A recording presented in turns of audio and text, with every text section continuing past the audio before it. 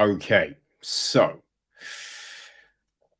there's a new film from Amazon Studios, just hit Prime, right? It is called Emergency.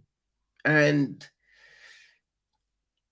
yeah, I this one's gonna be difficult, right? Because I feel I it's how I want to talk about this film, right? Because you don't want to be disrespectful, but I think it played possibly different for me to how it might play to other people. You feel me? So let's get into this shit. All right. So it is directed by Carey Williams, right? And written by KD Davila. Now they'd already made a short version of this film in 2018. So yeah, that got some. It won awards, right? The script from Davila, yeah, supposedly that was on the blacklist. You know what I mean?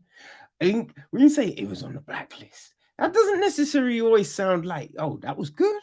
But no, she got mad love for the script. Everyone was like supposedly talking about it. Amazon Studios picked it up. You know what I mean? So now they made a feature version. Okay. So producing the film, we've got Isaac Klasner, John Feischner, and Marty Bowen. Executive producing is Kim Coleman, Paulo Davis, and Joanna Denton. Co-production from Joaquin C. Rose. Joaquin? I'm not quite sure how you pronounce that first name. But yo, they know who they be. Music is from Rene G. Boschio. Cinematography is Michael Dolator. It's edited by Lam T. Nugent. Casting was Kim Coleman. Production design is Jeremy Woodward. Jeremy Wood. Jeremy Woodward. Art direction is Ryan Sabarata. Set decoration is Semret Fesher.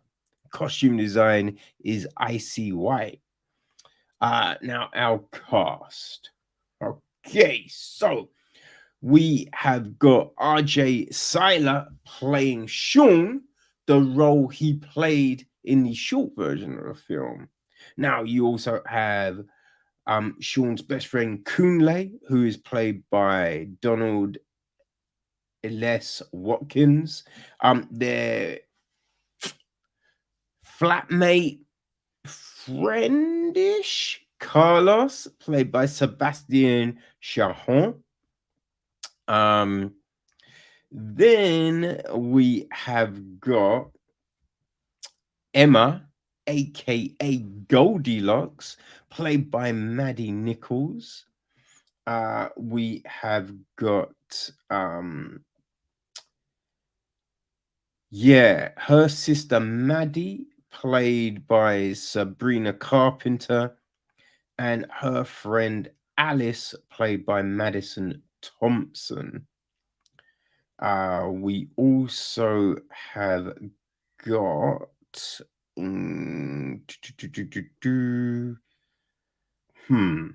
who is yes, Carlos's cousin Leo, played by just as Amar. I'm sure Amar has got a surname, but yeah, that's all we're getting. That's all we're getting. There's also yeah, the lecture at the beginning. I think that's Karen. No, that's Professor Clark, played by Nadine Lowington. There's Bianca, played by Gillian Rabin, and Asa, played by Summer Madison. Okay, so yeah, I think that is, yeah, I feel that's it, right? Yeah, I think that is, the gist, right? Uh, yeah, yeah, I think that is the main cast. Um,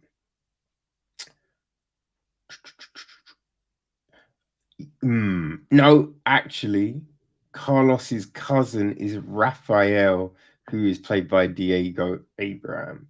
Yes, I think that's right. Yeah, I might be wrong. Ah, man, my memory sucks. Anyway, here is the synopsis on the Amazon Studios website because a lot of the other ones are kind of shit. This one is kind of long, but fuck it, we're gonna go with it. Right, so Kunle and his best friend Sean are both seniors in college about to embark on an epic night of spring break parties. Sean has the whole night planned out, including every party they will hit on their legendary tour. Kunle is down, yet mostly concerned with finishing up his mold experiment in his lab, as his acceptance to Princeton is hinging on the results. They return to their apartment to pregame, yet find that their roommate Carlos left the door open. As they enter with trepidation, Sean and Kunle discover a drunk, semi conscious white female they don't know on the floor, and an oblivious Carlos who didn't hear her come in over the video game blaring in his ears. Kunle wants to call the cops, but Sean vehemently opposes the idea, concerned how it will look when the cops show up. Two black men, one Latino man, and a passed out white woman. Together, Carlos, Sean, and Kunle load the girl, who they nicknamed Goldilocks, into Sean's van with the intention of taking her somewhere safe rather than calling the police. Meanwhile, Emma's sister, Maddie, has realized that Emma left the party they were at and begins to search for her in a drunk panic using Emma's phone's location. What ensues is a chaotic, hilarious, and tension filled chase all over town as our trio grapples with their differences while attempting to bring Emma to safety. So that is the film. And in that statement, right, where it's like, yeah, hilarity ensues. I think that's one of the big things here, right? Because I mean, the film is sold as a comedy, right? It then gets well, it starts off wild, right? It starts off with this crazy shit, and it then ends with like this heaviness. And I'm a bit like, yo, if you like, that's fine, right? If you're just straight up drama, right? But if you're saying you're making a comedy, I feel that there's other ways of approaching the two ends of the film, right? I feel you could have started off a little bit like if you wanted to cover what they covered, you could, but it could have been done in a more hilarious way if that, you know, the intention is a comedy. And then with the end, again, it could have injected a bit more into it. But if it's a straight drama, that's fine. But like the beginning, so they're in class. Well, we have them walking to class talking about, you know, this legendary thing and, you know, girls and, you know, just all of this kind of stuff. And, you know, Kunle being a little white, just right. There's a lot of this shit. And then when they're in class, the lecturer is like, oh, remember, there was a trigger warning on today's lesson.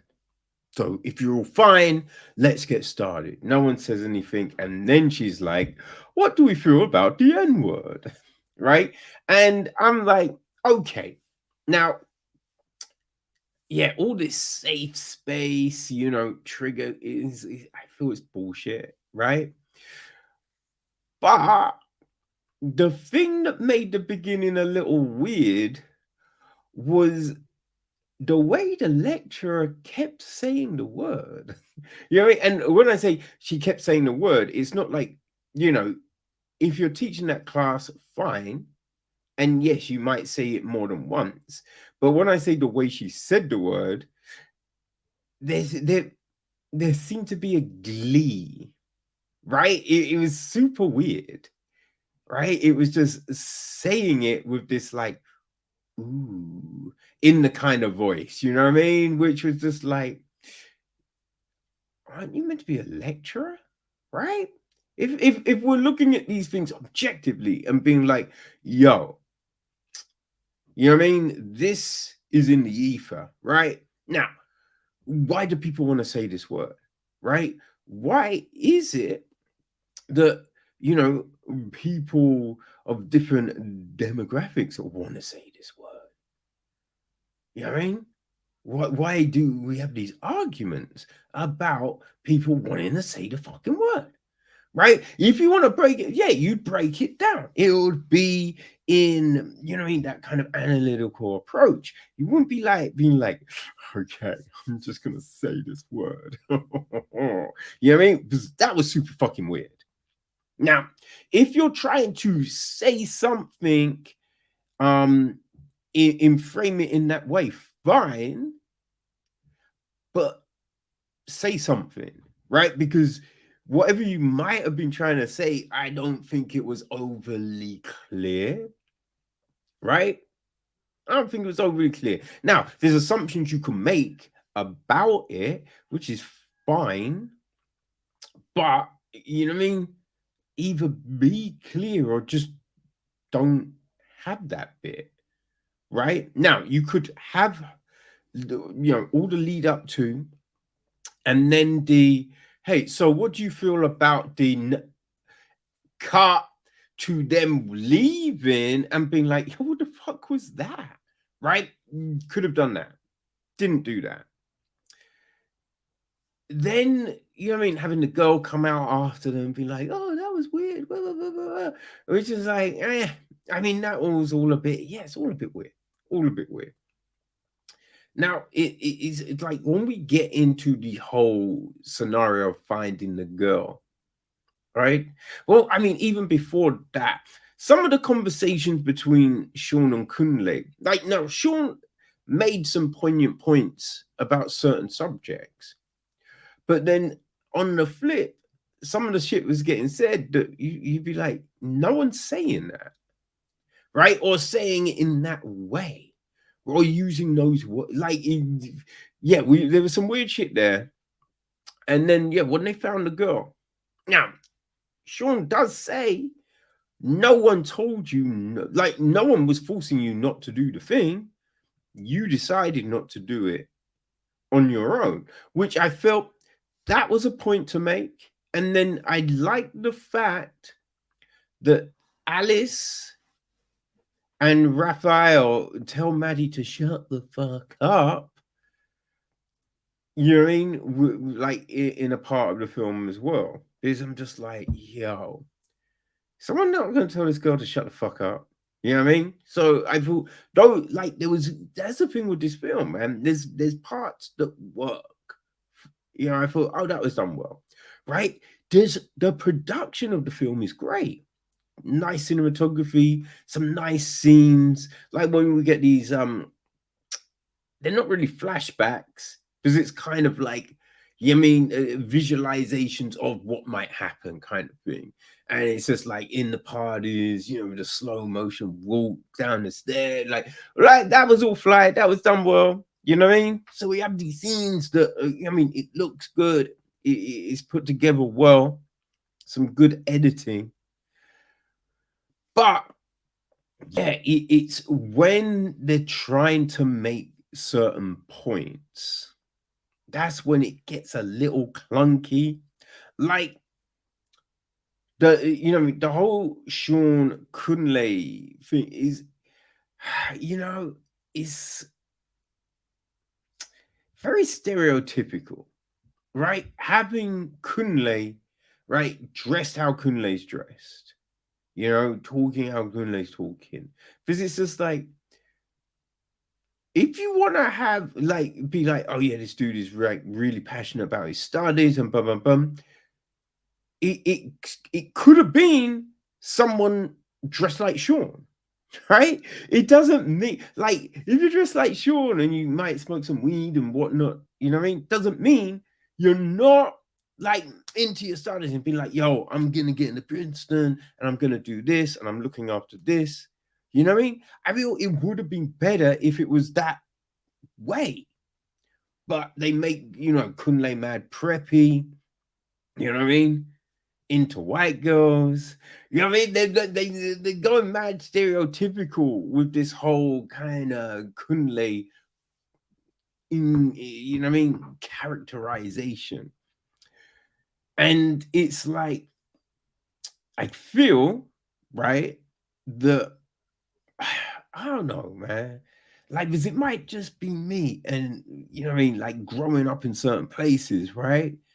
But I feel like everyone knows, you know what I mean? Like, there's certain things with the police, be like, yo, you know what I mean? Like, yo, if you have to talk to the police, this is how you have to do it, right? You wouldn't do this thing and do this thing, right?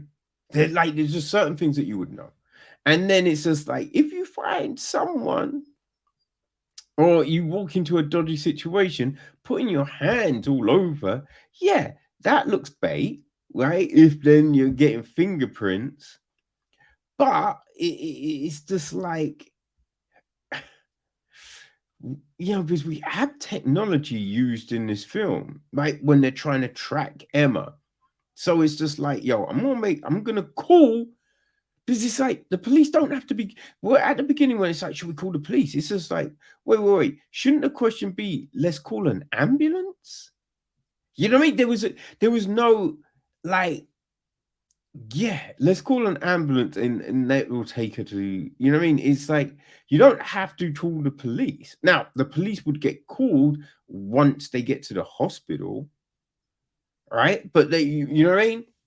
But at that point, a lot of things would most likely would have been addressed, right? Because when you're looking at the supposed parallel stories at the beginning, right, when they realize Emma's missing and all of that, it feels like that was going on when they were finding her, kind of thing like that. So you would then think they would have gone to the hospital. They would have been like, oh, she's going to the hospital? Okay, let's meet. You know what I mean? So you feel that love that shit, it just would have been addressed, you know? So yeah, there was some weird shit at the beginning because no one mentioned the ambulance until it was like, oh, well, let's take her to the hospital. When it's just like, call an ambulance, yo. You know what I mean? So yeah, that like there was these weird points because you're like, yo, story don't, like, things don't have to get to a certain point. Or it's just like, again, there's ways to, if your thing is right, we want to tell the story about bias and all of this, you can still do that. But let's tweak this story. Let's like make it feel realer than what we're getting, you know? Because it just, yeah, there was some things that just like it just didn't necessarily make sense. Also, with the police chase, you have like, if the police are trying to block someone in, right? Why would the police be where the second lot of police were? Because like technically there was no thinking that that's where they were gonna, because they just turned, right? It wasn't like, oh, they're going in this direction, let's put, no. So it was like, the police shouldn't have been in that other place, right? That makes no sense if you are thinking logically about, all right, this is where they're going. We don't know their end destination. So where we put in this second unit, you know what I mean? That was, yeah, it was odd. It was odd. And then at the end with the siren, I mean, like, yo, I get, right? You know what I mean? What you're trying to do, yeah, I kind of get it. But again, it was just a bit like, it's a bit OTT. It's a little OTT, man. Because, you know, look, there's shit that makes you paranoid, right? The first time I was gripped up and put up against the wall, you know what I mean? You just thinking, yo, what the fuck is going on, right? So, yeah, if you're somewhere and you see police, it's a bit like, yo, okay, I ain't got shit in my pockets, everything's cool. All right, now, don't make eye contact, just walk, don't run, blah, blah, blah. So you're thinking that in your head, but it's not like, you know what I mean? And then, you know what I mean, it's still after many incidents. It's still not like, now I'm frozen. Now, obviously, things affect people in different ways. So, fine. But it just felt a little OTT. You know what I mean? You know? But, listen, I will say this. I kind of feel if you liked, I want to say it's The Hate You Give, right? I feel that's the name of the film, right? The Hate You Give, right? I think the woman wrote On the Come Up or something like that. But yeah, if you enjoyed that film, this Emergency plays in a similar fashion. So if you liked that, and that was a popular film, right? It's a popular book as well. So if you like that, I feel you would like this. You know what I'm saying? So yeah, like, there's again, listen, it plays different to me. It might play different to you. You know what I mean? So yeah, I don't know about it really, but yeah, like, I didn't like The Hate You Give, right? And as I said, that was mad popular. So, you know, what do I know? You know what I mean? What do I know? But yeah, that's just my thoughts, kids. That's just my thoughts. But it's now out on Prime Video, so you can, you know what I mean, you can check yourself, right? It's just what is it? It's just over 2 hours. You know, it's yeah. No, it's just under 2 hours. Yeah, maths. Woo! It's 105 minutes. Right? So yeah, just under 2 hours. But yeah, people, there you go. Emergent.